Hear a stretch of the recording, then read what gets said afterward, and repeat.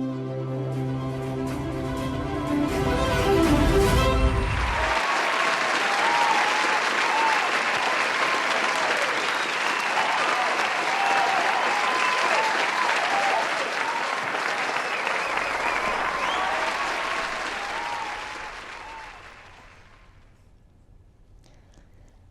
opened my eyes to the sight of a foreign hospital room, awakening from a coma.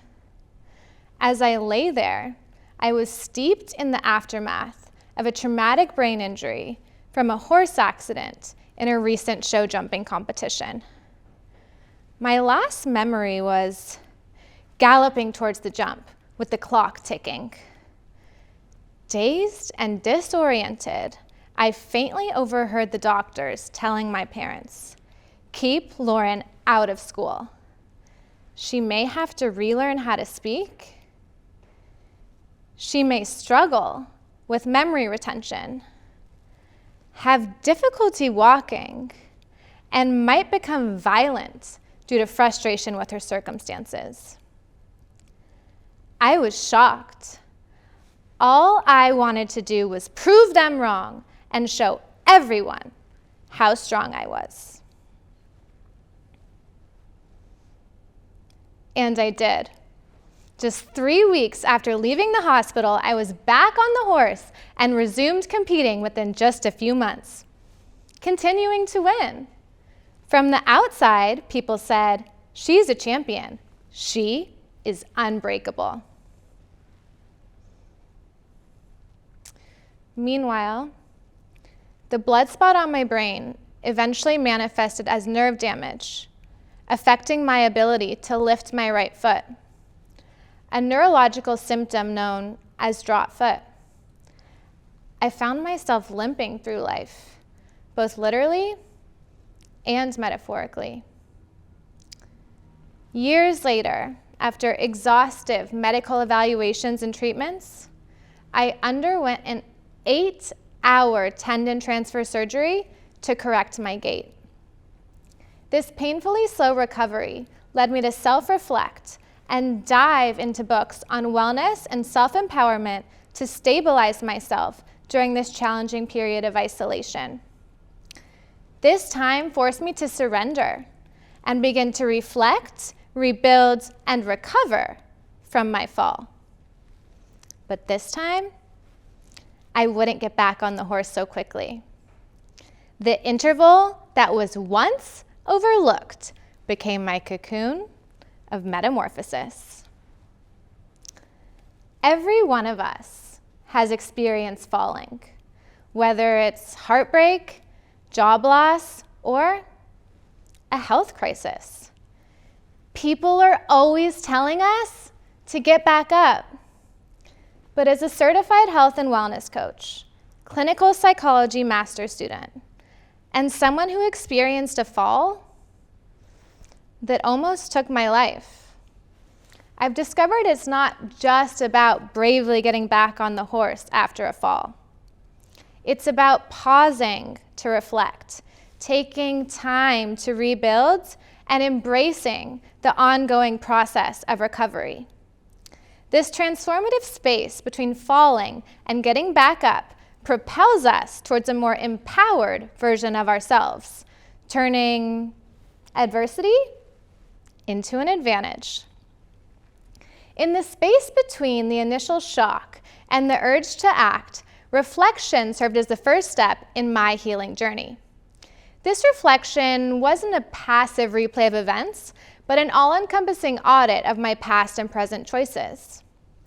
I thought of my body as a piggy bank, understanding that every action I take is a meaningful deposit into my overall well-being and future self.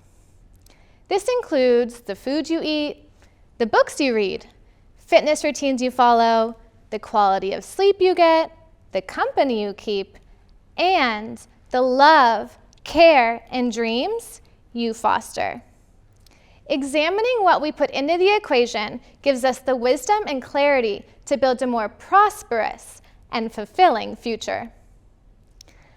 After facing a pivotal moment in life, be it a financial crisis, an abrupt career change, or the conclusion of a meaningful relationship.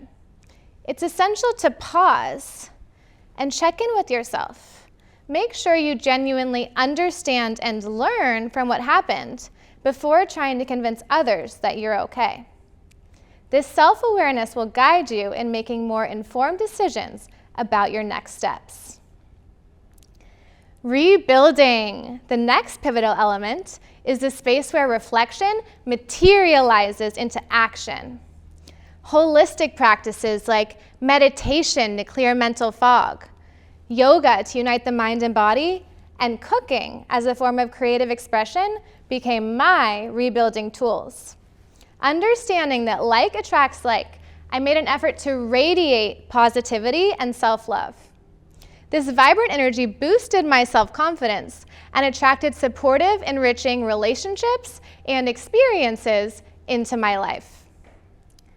The rebuilding process isn't simply about covering up the cracks. It's about equipping yourself with the tools to re-enter life, be it your educational pursuits or your dating life, as a more evolved and complete individual. It's important to honor the time that it takes to establish a solid foundation. At last, it was about recovery. Contrary to popular belief, recovery isn't a finish line, but an ongoing journey. This is the space between our setbacks and our successes where we cultivate our resilience.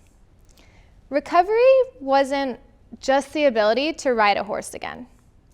It was and continues to be the ability to maintain an optimal state of well-being so that no matter what happens in life, you have the strength to take the steps needed to get yourself back. This includes nourishing myself with balanced nutrition, staying engaged with supportive relationships, and remaining committed to personal growth. When we're thriving on mental, physical, and emotional levels, we unlock unlimited potential, becoming a magnet for the opportunities and experiences we seek. Okay, so now what?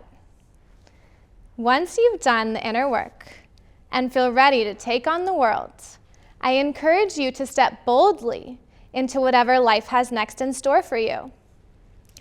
And should you stumble along the way, always remember that between the act of falling and the moment of rising again, there lies a transformative space filled with infinite potential. Thank you.